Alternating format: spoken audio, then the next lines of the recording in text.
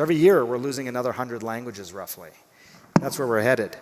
But ultimately we got to this particular place on the banks of the Amazon where we found the Chumane, and they were very welcoming, and sort of through this multiple translation told them what we wanted to do, what I was trying to learn, and I basically just set up my tent in the middle of the Amazon rainforest and just observed for a couple weeks. That's all I wanted to do, was observe and see what I could learn about the healthiest hearted people in the world. And I decided to break it down into sort of the big three: activity, diet, and rest. How do they move? How do they nourish themselves? And how do they rest? And the first thing I noticed was their movement was really interesting.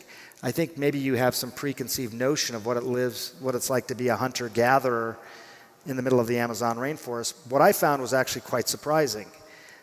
People who are hunter-gatherers, they don't hardly ever run.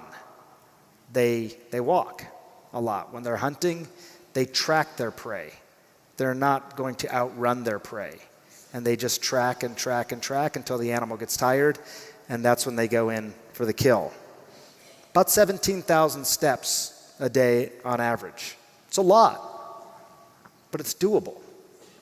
The healthiest hearted people in the world walk, not run, about 17,000 steps a day.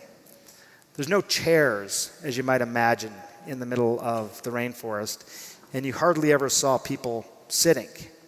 They were either lying and sleeping, or they were standing and walking.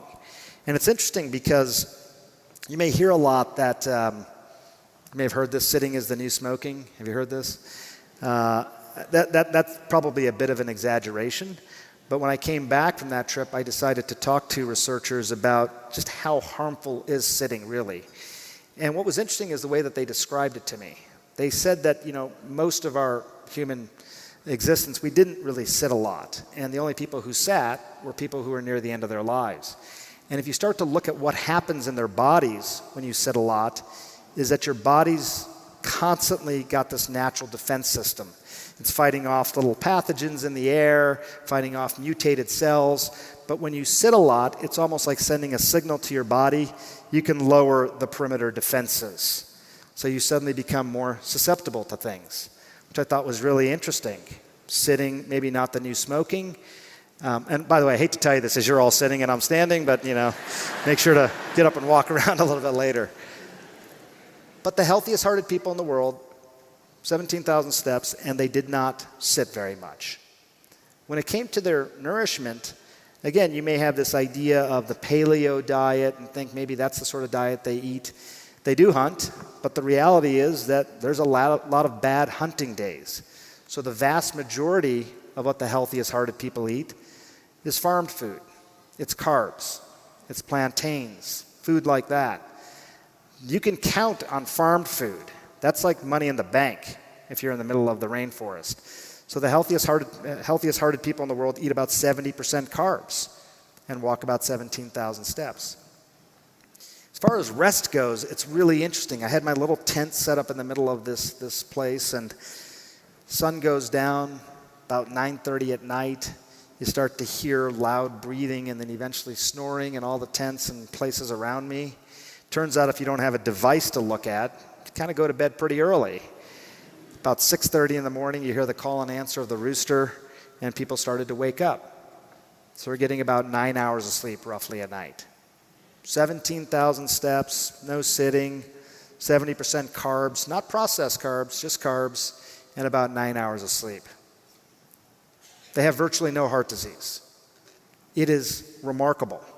Now, there may be more to the story than that. One of the things I did learn, which I thought was interesting, was that the vast majority of people who live in an environment like that, in the middle of a rainforest, they also deal with pathogens, specifically parasites. Almost all of them get some sort of parasitic infection early in life, hookworm, roundworm, giardia, something like that, and they basically live with that parasite in their bodies their entire life. There's no anti-parasitic drugs. They get sick when they first get infected, and then it's just there. And what is so interesting about that is that most of the diseases we talk about, heart disease, diabetes, dementia, they all have some component of our own immune system actually either igniting or worsening those diseases.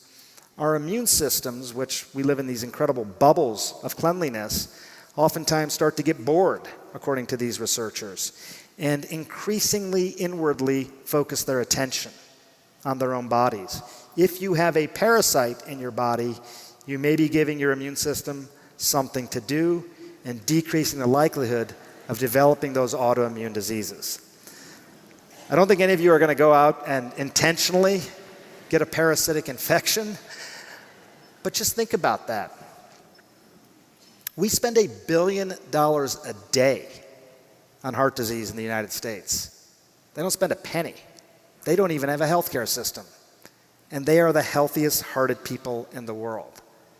It's worth paying attention to, engaging in the basics, trying to understand the value of those basics, things that have withstood the test of time. Instead, oftentimes, we spend money on things that don't work, that have not withstood the test of time. About 500,000 people a year around the world undergo stenting, cardiac stenting for angioplasty, for something known as stable angina, which means stable chest pain. They're not in the throes of a heart attack, but they have stable chest pain. And several years ago, they wanted to figure out how well does this really work. So they did this study, which I think would be a hard study to get approved nowadays, but basically they divided these patients into two groups. Half got stents, and half got an angiogram, where they put a catheter into your blood vessel, but they did not actually put a stent in. It's called a sham procedure. And as you can probably guess, given that I'm telling you the story, there was not a statistical difference between the two groups based on things like exercise tolerance, overall lifestyle, likelihood of a future heart attack, and survival. There was no statistical difference for one of the most commonly performed cardiac procedures in the world.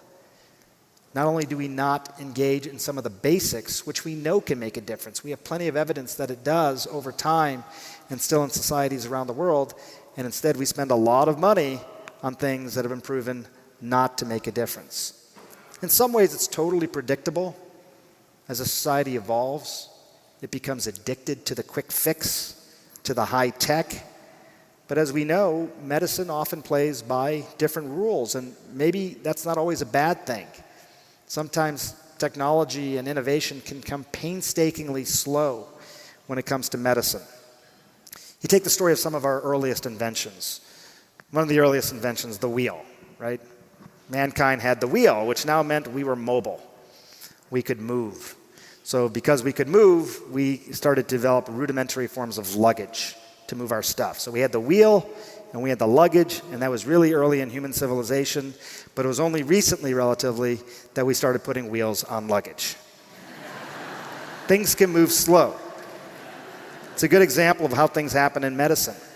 What I have learned is that as we innovate, take some of the lessons from the global south, but also innovate on our own, we have to understand that the types of innovations within medicine, types of innovations that maybe any of you would feel comfortable with, are ones that you're going to have to feel, even if they don't work, you still have a very good default position.